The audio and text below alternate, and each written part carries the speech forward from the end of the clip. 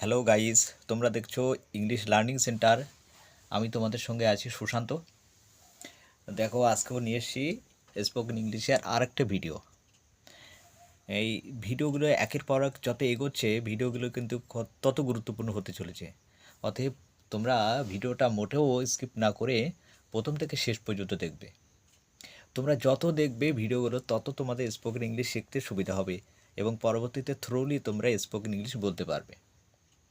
আর যারা এখনও পর্যন্ত আমার চ্যানেলে নতুন অথচ সাবস্ক্রাইব করনি, প্লিজ সাবস্ক্রাইব করে দিও। আর আমার পাশে যারা আছো, ইতিমধ্যে সাবস্ক্রাইব করেছো, তাদের তো অসংখ্য ধন্যবাদ আমার পাশে থাকার জন্য। আর তাহলে ভিডিওটা শুরু করা যাক কথা না বাড়িয়ে। দেখো আজকে কী নিয়ে এসেছি, বিধায়াত্মক ক্রিয়া অর্থাৎ ইম্পারেটিভ মুড।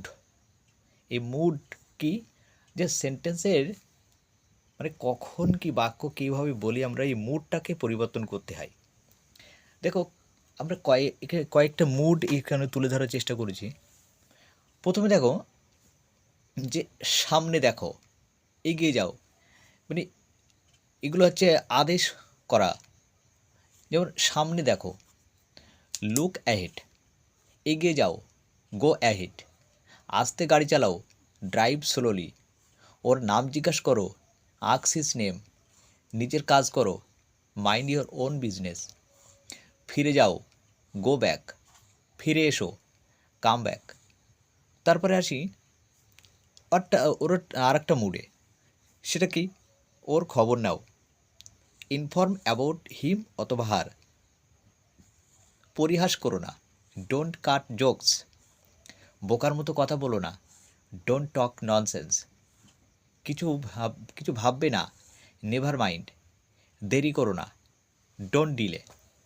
তারপর আসি আর একটু অন্য মুড কেমন, আর একবার চেষ্টা করুন, প্লিজ ডু ট্রাই এগেইন, থাকবে, লিভ ইট, একটু অপেক্ষা করুন, প্লিজ ওয়েট, এখানে আসুন, প্লিজ কাম হিয়ার, ওকে জাগিয়ে দিন, প্লিজ ওয়েক আপ হিম।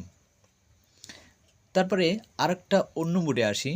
দেখো, নিজের ঘরদোর পরিষ্কার রাখবে, কিপ ইওর হোম ক্লিন, আবল তাবল বলো না, আবল তাবল না বলে নিজের কাজের কথায় এসো, cut to the point, come to the point, don't beat about the bush, পাগলামো করো না, ডোন্ট বি সিলি, এই এক দাগ নাও, টেক দিস ডোজ, জুতোর ফিতে বেঁধে নাও, টাই ইওর শো লেস, ঝোপ বুঝে কম বেরো, strike the iron when is hot. তাহলে ভিডিও কিন্তু যত এগোচ্ছে তত কিন্তু ভিডিও গুরুত্ব বৃদ্ধি পাচ্ছে। তোমরা মোটেও ভিডিওটা স্কিপ না করে শেষ পর্যন্ত দেখবে। এই যে ছোট ছোট বাক্যগুলো যেভাবে শেখাচ্ছি, পরবর্তীতে স্পোকেন ইংলিশের বলার ক্ষেত্রে এগুলো কিন্তু খুবই গুরুত্বপূর্ণ হতে চলেছে। তাহলে তোমরা ভিডিওটা স্কিপ না করে শেষ পর্যন্ত দেখবে এবং শেষে ভিডিওটা কেমন লাগলো একটা লাইক ও কমেন্ট অবশ্যই করো।